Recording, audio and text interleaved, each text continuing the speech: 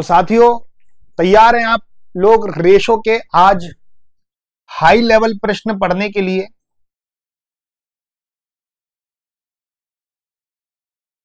मजा आ जाएगा। और ऐसे प्रश्न जो एग्जाम में सबसे ज्यादा पूछे जाते हैं, जो एग्जाम में सबसे ज्यादा पूछे जाते हैं। तो तैयार है मैथ के रेशो के प्रश्न पढ़ने के लिए? हाई लेवल प्रश्न है, कुछ मतलब मीडियम लेवल के हैं, कुछ हाई लेवल के हैं। बड़ा मजा आएगा आज के सेशन में, बड़ा जोरदार सेशन है, आपका दिल खुश खुश हो जाएगा। तो आप सब ये जानते हैं, आप सभी भली भांति जानते हैं कि अगर मैं आपसे पूछूं कि अगर ए और बी का रेशो 2 और 3 है और बी और सी का रेशो 4 और 5 है, तो क्या मैं ए बी सी का रेशो निकाल सकता हूं? बिल्कुल निकाल सकता हूं भाई। 2 का 4 से गुणा करूंगा 8, 4 का 3 से गुणा करूंगा 12, 3 का 5 से गुणा करूंगा 15। तो 2 का 4 से गुणा करूंगा 8, 4 का 3 से गुणा करूंगा 12, 3 का 5 से गुणा करूंगा 15। तो यहां से आप एबीसी का रेशो निकालना तो जानते ही हो, बहुत अच्छी तरीके से जानते हो एबीसी का रेशो निकालना, कोई बड़ी बात नहीं है। जैसे मैं एक क्वेश्चन आपको दूं, पूरी क्लास सभी को पता है, अब इस क्वेश्चन को करना सभी पे आता है, अब मैं करके बता रहा हूं, बड़े ध्यान से सुनना। 3 संख्याओं का योग 98 है, पहली और दूसरी संख्या का अनुपात 2 और 3 है, तो बाबू पहली और दूसरी का अनुपात कितना है बाबू? 2 और 3। दूसरी तथा तीसरी संख्या का अनुपात 5 और 8 है, तो दूसरी और तीसरी संख्या का अनुपात बाबू 5 और 8 है। तो सबसे पहले आप पहली, दूसरी और तीसरी संख्या का अनुपात निकालो। पहली दूसरी तीसरी संख्या का अनुपात निकालो, दो नंबरों का गुणा करके। 2 पंजे 10, 5 तिया 15, 8 तिया 24। तो अगर आपसे पूछा जाता कि पहली, दूसरी और तीसरी संख्या का अनुपात कितना है, तो मैं 10, 15 और 24 आंसर देता, मैं 10, 15, 24 आंसर देता। और वो कह रहा है कि तीनों संख्याओं का योग 98 है। अब ये बताओ कि अनुपात में योग कितना है? तो पूरी क्लास बताएंगे कि अनुपात में योग कितना है, अनुपात में योग कितना है, पूरी क्लास बताओ। 10 और 15 25 और 24 49, तीनों का टोटल 49। तो तीनों का टोटल दे रखा है 98, 49 की वैल्यू 98, कितने गुना? दुगुना। तो दूसरी संख्या क्या होगी? तो दूसरी संख्या होगी 15 का दुगना, 30 कर दो, या ऑप्शन में 15 का मल्टीपल देख लो, जो भी 15 का मल्टीपल होगा वही आंसर होगा। तो 15 का मल्टीपल कौन सा ऑप्शन है? तीसरा ऑप्शन है। क्या ये बात अच्छे से क्लियर हो गई? सबसे ज्यादा पूछा जाता है ये क्वेश्चन एग्जाम में, ये भी जनरली कभी कभी एग्जाम में आपके क्वेश्चन आ जाता है, सभी एग्जामों की बात करूं तो एबीसीडी के बीच, ए बी सी डी के बीच 5, 2 और 4 और 3 का अनुपात है। एबीसीडी के बीच 5, 2, 4 और 3 का अनुपात है। एबीसीडी के बीच 5, 2, 4 और 3 का अनुपात है। कह रहा है सी को डी से 1000 रुपए अधिक मिले हैं, और मैं हमेशा बताता आया हूं कि अधिक का मतलब होता है अंतर, अधिक, कम, ज्यादा, हार, जीत, इन सब का मतलब होता है अधिक, अंतर। तो सी और डी से 1000 रुपए अधिक मिलते हैं, तो सी और डी का अंतर है बाबू 1, 4 और 3 का अंतर 1, तो 1 की वैल्यू 1000, 4 और 3 का अंतर है बाबू 1, तो 1 की वैल्यू 1000, 4 और 3 का अंतर है 1, तो 1 की वैल्यू 1000, 4 और 3 का अंतर है बाबू 1, तो 1 की वैल्यू 1000। तो बी का भाग कितना होगा? तो बी का भाग होगा 2, 1 की वैल्यू 1000, तो 2 की वैल्यू 2000, 1 की वैल्यू 1000, 2 की वैल्यू 2000, 2000 बिल्कुल सही उत्तर होगा, 2000 बिल्कुल सही उत्तर होगा। जैसे अगर आपका ये पार्ट दिया है, ए बी का 3/4 है, तो ए और बी का रेशो कितना है जल्दी से बताओ? 3 और 4, तो ए और बी का रेशो 3 और 4 ही होगा, 3 और 4 ही होगा। ए और बी का रेशो क्या होगा? 3 और 4। अगर मैं बोलूं कि ए बी का 4/5 है, तो जल्दी से बताओ कि ए और बी का रेशो क्या होगा?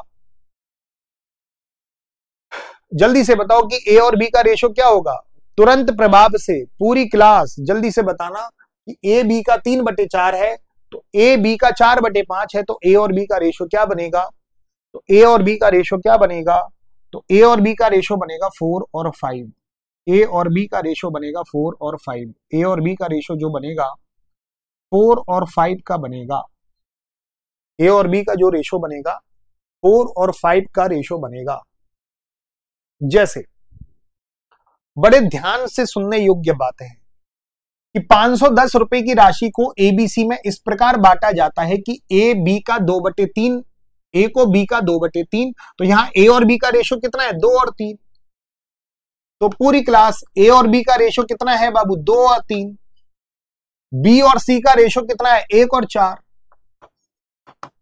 तो बी और सी का रेशो कितना है बाबू? 1 और 4। तो कोई मुझे बताएगा कि एबीसी का रेशो कितना बनेगा? दो दो नंबरों का गुणा करना पड़ेगा। हमें यहां पर दो दो नंबरों का गुणा करना पड़ेगा एबीसी के रेशो के लिए। दो दो नंबरों का गुणा करना पड़ेगा, दो दो नंबरों का गुणा करना पड़ेगा।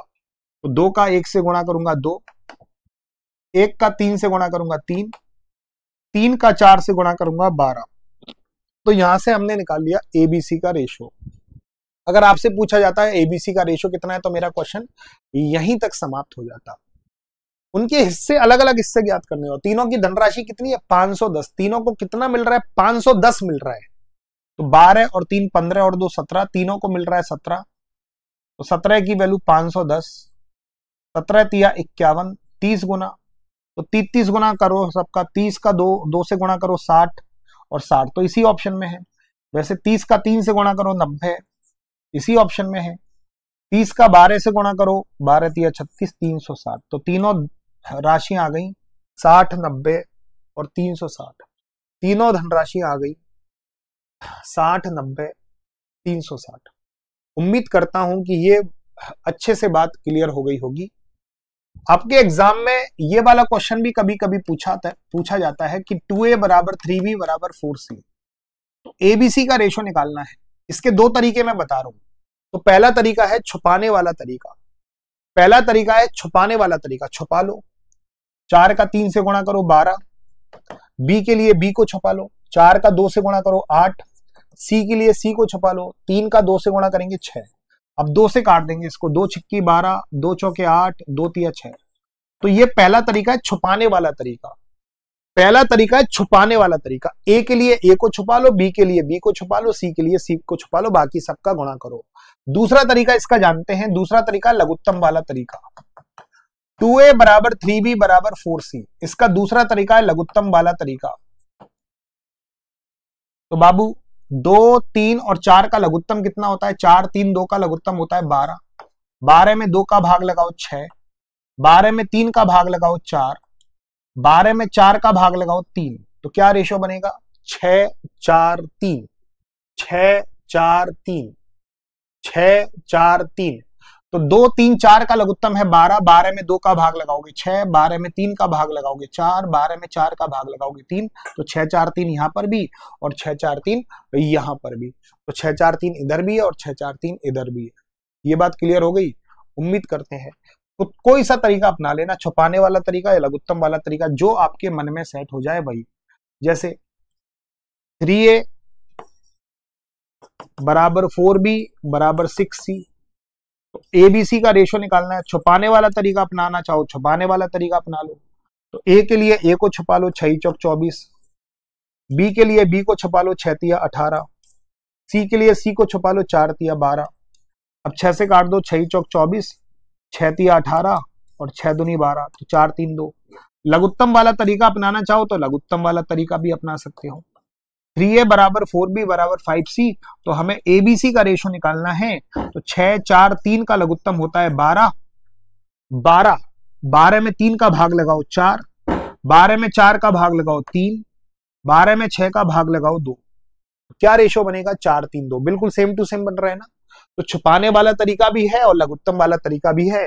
तो जो आपको उचित लगे वही तरीका अपना लेना। जो आपको उचित लगे वही तरीका आप एग्जाम में अपनाना। तो कौन सा तरीका अपनाओगे जरा कमेंट करके बताओगे मुझे, कौन सा तरीका आप एग्जाम में अपनाओगे? कौन सा तरीका एग्जाम में अपनाने जा रहे हो? पूरी क्लास मुझे कमेंट करके बताइएगा कौन सा तरीका एग्जाम में अपनाओगे। जल्दी से बताओ। जैसे कभी कभी ऐसे एग्जाम में पूछ लेता है 2a बराबर 3b बराबर 4c, कोई सा तरीका अपना लेना, छुपाने वाला लघुत्तम वाला। जैसे इसमें लघुत्तम वाला अपनाए तो एबीसी का रेशो पूछा है, तो दोस्तों एबीसी का रेशो पूछा है, 4 3 2 का लघुत्तम है 12, 12 में 2 का भाग लगाओ 6, 6 इसी ऑप्शन में है, 12 में 3 का भाग लगाओ 4, 12 में 4 का भाग लगाओ 3, तो क्या रेशो बनेगा 6 4 3। तो ऐसे एग्जाम में पूछ लेता है, ऐसे नहीं पूछेगा तो ऐसे एग्जाम में पूछ लेगा, इस तरीके से एग्जाम में पूछ लेगा। तो दो तरीके से आपसे एग्जाम में पूछ सकता है। तो पहला डायरेक्ट ऐसे पूछ सकता है, डायरेक्ट एक क्वेश्चन बना के पूछ सकता है कि आलिया, दीपिका और रणवीर ने 427 रुपए की राशि को आपस में इस तरह बांटा, 427 रुपए की राशि को आपस में इस तरह बांटा कि आलिया की हिस्सेदारी का 3 गुना, वो कह रहा है आलिया का 3 गुना, दीपिका की हिस्सेदारी का 4 गुना, तो दीपिका की हिस्सेदारी का 4 गुना, और रणवीर की हिस्सेदारी का 7 गुना, तो रणवीर की हिस्सेदारी का 7 गुना आपस में बराबर हैं। तो आलिया का 3 गुना, दीपिका का 4 गुना, रणवीर का 7 गुना आपस में बराबर है। तो इस तरीके से भी क्वेश्चन को पूछा जा सकता है। तो सबसे पहले मैं आलिया, दीपिका और रणवीर का रेशो निकालूंगा, आलिया, दीपिका और रणवीर का रेशो निकालूंगा। छुपाने वाला तरीका इसमें अपनाते हैं या इनका लघुत्तम अपना लो। जिसमें लघुत्तम सिंपल नजर आ रहा हो लघुत्तम निकाल लेना, जिसमें लघुत्तम सिंपल नजर ना आ रहा हो उसमें छुपाने वाला तरीका, इसमें छुपाने वाला। 7 चौक 28, इसके लिए इसको छुपा लो 7 तिया 21, इसके लिए इसको छुपा लो 4 तिया 12। हा। अब तीनों की हिस्सेदारी कितनी है 427, तीनों को कितने बांटे गए हैं, तीनों को 427 रुपए बांटे गए हैं, तीनों को 427 रुपए बांटे गए हैं, तीनों को 427 रुपए बांटे गए हैं। तो 28 और 21 और 12 तीनों का टोटल कर लो, तीनों का टोटल कितना है 8 और 2 10 और 1 11, 1 हासिल, 1 और 2 3 और 2 5 और 1 6 61, तीनों को बांटे गए हैं 427 रुपए। तो 61 की वैल्यू 427, 7 गुना है, सीधा सीधा पता चल रहा है 7 एकम 7, 7 छिंग 42, तो सीधा सीधा 7 गुना, सीधा सीधा 7 गुना। रणवीर का हिस्सा क्या होगा, रणवीर का हिस्सा क्या होगा, इसका 7 गुना कर लो, 12 सत्ते 84, तो रणवीर का 7 गुना हो जाएगा 84, तो रणवीर का 7 गुना हो जाएगा 84, रणवीर का 7 गुना हो जाएगा 84। मजा आ गया कि नहीं आ गया, दिल से बताना, मजा आ गया कि नहीं आ गया, ईमानदारी से बताना कि मजा आ गया कि नहीं आ गया। अब ये तुम्हें करके बताना है 3a बराबर 7b बराबर मेरे प्यारे साथियों 11c। तो अगर मैं आपसे पूछूं कि एबीसी का रेशो क्या होगा तो आप बिल्कुल आसानी से बता सकते हैं। और मैं आपकी जानकारी के लिए बता दूं कि जिन्होंने भी अभी तक हमारा यूपी पुलिस कांस्टेबल का लाठी चार्ज बैच नहीं लिया है तो आप लोगों के लिए हमने लाठी चार्ज बैच निकाल लिया है। मेरे प्यारे साथियों, यूपी पुलिस कांस्टेबल की जगह आपकी 19,000 पदों पर इस बार 2025 में 19,000 पदों पर भर्ती होंगी।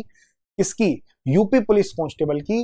तो जो भी बच्चा यूपी पुलिस कांस्टेबल की तैयारी करना चाह रहा है वो लाठी चार्ज बैच ले सकता है 149 रुपए में। वही पुरानी फैकल्टी पढ़ाएंगी, पुरानी जो यूपी पुलिस कांस्टेबल में 60,244 पदों पर भर्ती थी, उस टीम ने जो पूरा के पूरा पेपर फंसाया था वही टीम आपको दे रहे हैं यूपी पुलिस कांस्टेबल में इस लाठी चार्ज बैच में।